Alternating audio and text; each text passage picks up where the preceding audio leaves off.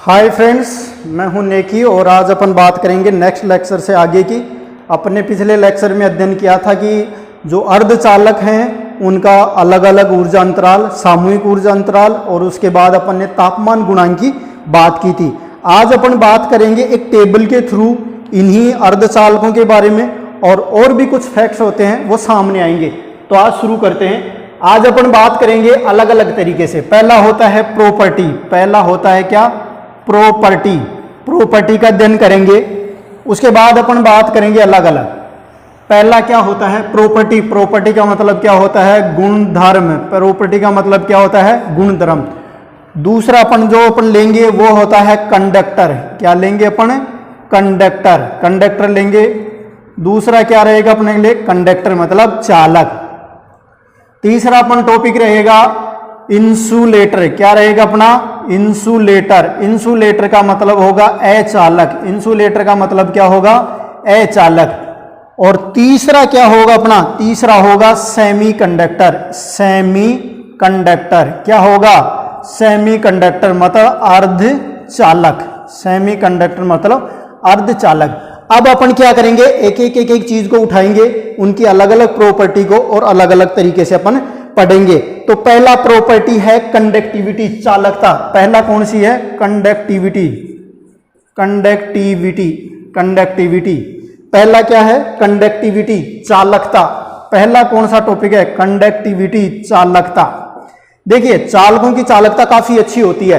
तो चालकों की चालकता काफी अच्छी होगी तो 10 की घात 2 से 10 की घात 2 से 10 की घात 8 10 की घात 2 से 10 की घात 8 ओम सेंटीमीटर। ओम सेंटीमीटर माइनस, देखो नीचे लिख देते हैं इसको, 10 की घात, पीछे से थोड़ा सा एक बार, 10 की घात 2 से 10 की घात 8 ओम सेंटीमीटर। ओम सेंटीमीटर माइनस 1। अब देखो इंसुलेटर की चालकता, इंसुलेटर की चालकता होती है वो बहुत कम होती है। इंसुलेटर की चालकता क्या होती है? बहुत कम होती है। तो कितनी होगी? 10 की घात माइनस 12। 10 की घात माइनस 12 ओम सेंटीमीटर। सेंटीमीटर का माइनस। और अर्धचालकों की मध्यम होती है। अर्धचालकों की कितनी होती है? मध्यम।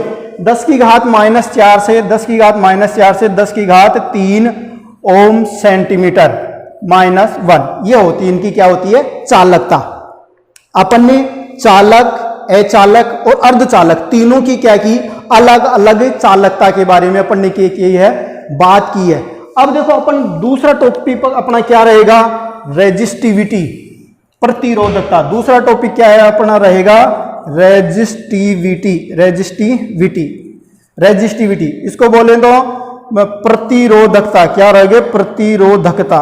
क्या टॉपिक रहेगा? प्रतिरोधकता। कौन सा टॉपिक रहेगा?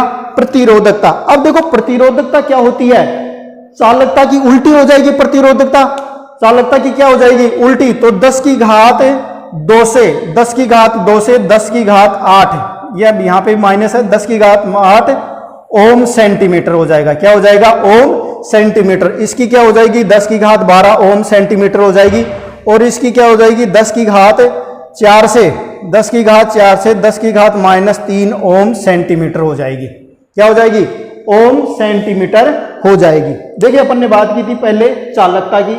चालकता चालकों की बहुत ज्यादा होती है, इनकी बिल्कुल नगण्य होती है और इनकी काफी मध्यम साइज की होती है। इन दोनों के मध्यम साइज की होती है। अपन ने बात कर ली चालकता की, रेजिस्टिविटी की। अब अपन बात करेंगे ऊर्जा बैंड की। क्या करेंगे अपन? ऊर्जा बैंड। ऊर्जा बैंड, एनर्जी बैंड की बात करेंगे अपन। किसकी बात करेंगे? Energy band. Energy band. अब देखो अपन ने पहले अध्ययन कर लिया है एनर्जी बैंड के बारे में, तो अब और थोड़ा सा देखो। एनर्जी बैंड क्या होता है? अति व्यापित हो जाता है। इनके अंदर ओवरलैप होता है। चालकों के अंदर क्या होता है? ओवरलैप।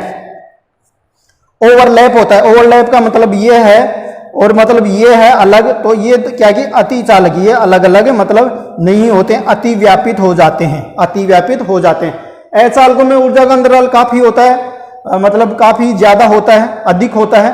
तो लार्ज होता है, इसके अंदर क्या होता है? लार्ज, अधिक होता है। इनके अंदर ऊर्जा अंतराल जो गैप होता है, बैंड होता है, वो काफी गैप होता है। जैसे ये देखा जाए इधर,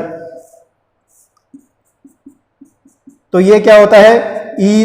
ई वी होता है और ये ई सी होता है, ये वैलेंस बैंड और ये कंडक्शन बैंड।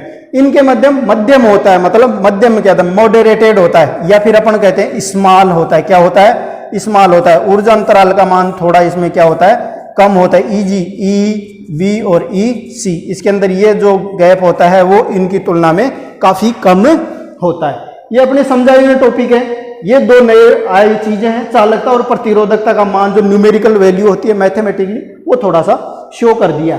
अब उसके बाद अपन तीसरा बात करेंगे तापमान गुणांक, टेम्परेचर कोफिशिएंट। किसकी बात करेंगे अपन? टेम्परेचर कोफिशिएंट की। किसकी बात करेंगे अपन? टेम्परेचर कोफिशिएंट, तापमान गुणांक, तापमान गुणांक, तापमान गुणांक की बात करेंगे अपन। तापमान, तो देखो तापमान गुणांक चालक में कौन सा पाया जाता है? पॉजिटिव। चालकों में कौन सा जाता है? पीटीसी, पॉजिटिव टेम्परेचर कोफिशिएंट, मतलब धनात्मक तापमान गुणांक, धनात्मक तापमान गुणांक, तापमान गुणांक पाया जाता है। मतलब क्या होता है, जैसे जैसे तापमान बढ़ेगा चालकों की चालकता में कमी आएगी। इंसुलेटर में कोई तापमान गुणांक नहीं पाया जाता। अर्धचालकों में क्या पाया जाता है? एनटीसी, नेगेटिव टेम्परेचर कोफिशिएंट, मतलब ऋणात्मक तापमान गुणांक। कौन सा पाया जाता है? ऋणात्मक तापमान गुणांक, ऋणात्मक तापमान गुणांक। इसका मतलब क्या होता है, जैसे जैसे तापमान बढ़ेगा वैसे वैसे चालकता भी बढ़ती चली जाएगी, वैसे वैसे क्या होता है, चालकता भी बढ़ती चली जाएगी। अब अपन और भी पॉइंट है उनके बारे में डिस्कस कर लेते हैं थोड़ा सा। और भी पॉइंट है उनके बारे में, अपन ने चालकता के बारे में, प्रतिरोधकता के बारे में बात की। उसके बाद अपन ने बात की किसके बारे में? एनर्जी बैंड के बारे में बात की। उसके बाद अपन ने तापमान गुणांक के बारे में की। अब अपन में ऊर्जा अंतराल के बारे में बात कर लेते हैं। किसके बारे में बात करेंगे? ऊर्जा अंतराल के बारे में बात कर लेते हैं। देखो ऊर्जा अंतराल, अगले वाला कौन सा टॉपिक रखें अपन? ऊर्जा अंतराल। ऊर्जा अंतराल, ऊर्जा अंतराल बोले तो energy gap, energy gap, energy gap की अपन बात करेंगे। एक मोस्ट इंपॉर्टेंट टॉपिक है, मोस्ट इंपॉर्टेंट, बहुत सारी बातें। चालकों में ऊर्जा अंतराल का मान कितना होता है? 0 इलेक्ट्रॉन वोल्ट। इंसुलेटर में कितना होता है? 6 इलेक्ट्रॉन वोल्ट। और सेमीकंडक्टर में क्या होता है? 1 इलेक्ट्रॉन वोल्ट। अब अपन बात करें सिलिकॉन, जर्मेनियम, गैलियम आर्सेनाइड और कार्बन की, अलग अलग बात कर ली थी अपन ने। क्या कर ली थी? अलग अलग बात। अब इसके बाद अपन बात करेंगे बंध की, बॉन्डिंग। किसकी बात करें अपन? बॉन्डिंग की बात करेंगे। बॉन्डिंग बोले तो बंध की बात करेंगे। किसकी बात करेंगे अपन? बंध की बात करेंगे कि इनमें कौन कौन से बंध पाए जाते हैं। बॉन्डिंग, बॉन्डिंग की अपन बारे में बात करेंगे कि इसमें कौन कौन से बंध पाए जाते हैं। तो देखिए चालकों में बंध पाया जाता है मेटालिक, मेटालिक बंध पाया जाता है, मेटालिक बंध पाया जाता है, मतलब धात्विक बंध पाया जाता है। कौन सा बंध पाया जाता है? धात्विक बंध पाया जाता है। इंसुलेटर में आयनिक, आयनिक एंड कोवलेंट, कोवलेंट बंध पाया जाता है। आयनिक व कोवलेंट बंध पाया जाता है। आयनिक मतलब आयनिक होता है, आयनिक जो आयनों के द्वारा बनता है। कोवलेंट का मतलब होता है सह संयोजी बंध, सह संयोजी बंध। अब ये बंध क्या होते हैं अभी अपन थोड़ी देर में बात करेंगे। और अर्धचालकों में पाया जाता है कोवलेंट बॉन्ड, सह संयोजी बंध पाया जाता है, सह संयोजी बंध पाया जाता है, सह संयोजी बंध पाया जाता है। सह संयोजी बोले तो कोवेलेंट। कौन सा बंध पाया जाता है? कोवेलेंट बंध पाया जाता है। अब देखो समझने की कोशिश कीजिए कि कोवेलेंट बंध होता क्या है, ये बंध होते क्या है। देखो अपन ने पिछले टर्न पे बात की थी कि कोई भी परमाणु होता है वो अस्थायी होता है, स्वतंत्र अवस्था में नहीं पाया जाता है। तो वो क्या होता है कि स्वतंत्र अवस्था में रहने के लिए कोई ना कोई बंध बनाता है, या फिर वो किसी ना किसी चीज के साथ जुड़ करके और वो स्थायी होना चाहता है, अणु में कन्वर्ट होकर के स्थायी होना चाहता है। तो उसके लिए जैसे देखो उदाहरण, ये बंध की अपन बात करें, उदाहरण देखो जैसे हाइड्रोजन परमाणु होता है वो स्वतंत्र नहीं पाया जाता है। क्यों नहीं पाया जाता? कि हाइड्रोजन में एक इलेक्ट्रॉन होता है। कितना इलेक्ट्रॉन होता है? 1 इलेक्ट्रॉन। और पहली कक्षा को पूर्ण करने के लिए कितने इलेक्ट्रॉन चाहिए? 2 इलेक्ट्रॉन। अब इसके पास तो 1 इलेक्ट्रॉन, तो ये क्या करता है कि 2 हाइड्रोजन परमाणु आपस में मिल जाते हैं, इसका 1 इलेक्ट्रॉन, इसका 1 इलेक्ट्रॉन। पहली कक्षा इसकी भी पूर्ण, पहली कक्षा इसकी भी पूर्ण।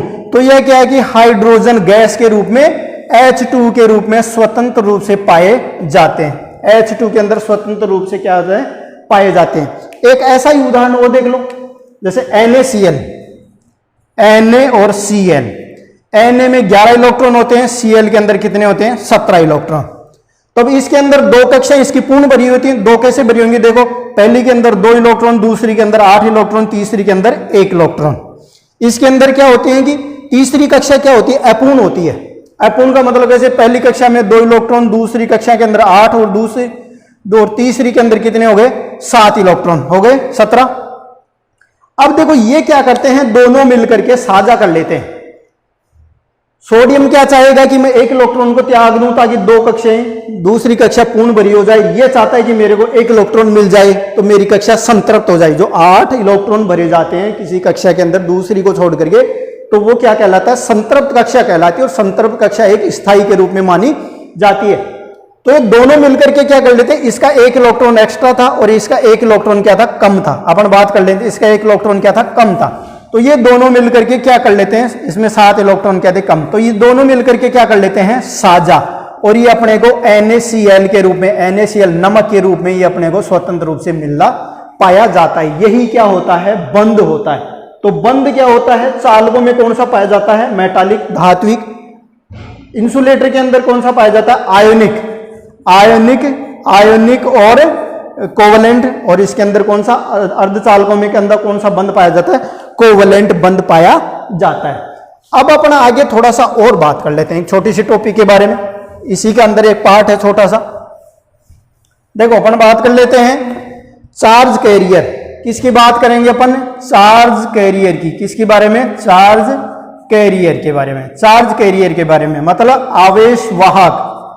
आवेश वाहक के बारे में अपन बात करेंगे। आवेश वाहक। अब देखो चालकों में आवेश वाहक कौन सा होता है? इलेक्ट्रॉन होता है। आवेश में चालकों का वाहन कौन होता है? इलेक्ट्रॉन होता है। कौन होता है? इलेक्ट्रॉन। इंसुलेटर में आवेश बहता नहीं है तो कोई नहीं होता। और अर्धचालकों में क्या होता है? इलेक्ट्रॉन और होल दोनों होते हैं। इलेक्ट्रॉन और होल दोनों होते हैं। इलेक्ट्रॉन तथा होल दोनों होते हैं। इलेक्ट्रॉन तथा होल। अब ये आप जानना चाहोगे कि होल होता क्या है? होल ये होता है कि जब किसी भी परमाणु का कोई इलेक्ट्रॉन कंडक्शन वैलेंस बैंड से कंडक्शन बैंड में जाता है तो वो अपनी जगह खाली स्थान छोड़ जाता है। तो वो खाली स्थान, एब्सेंस ऑफ इलेक्ट्रॉन ही क्या कहलाता है? होल कहलाता है। होल पे कैसा आवेश होता है? धनायन होता है। इलेक्ट्रॉन क्या होता है? ऋणायन होता है। क्या होता है? ऋणायन होता है। तो आज अपन ने बात की कि चालकता, प्रतिरोधकता, ऊर्जा अंतराल, बंध और ऊर्जा बैंड कितना कितना होता है। और अपन ने बात की थी चार्ज कैरियर, मतलब इनमें विद्युत धारा किन किन के कारण बहती है। चालक में इलेक्ट्रॉन के कारण बहेगी, इंसुलेटर में बहती ही नहीं है। और अपन बात कर लेंगे उदाहरणों की। इनके उदाहरणों की बात करें तो ऑल मेटल आ जाएगा।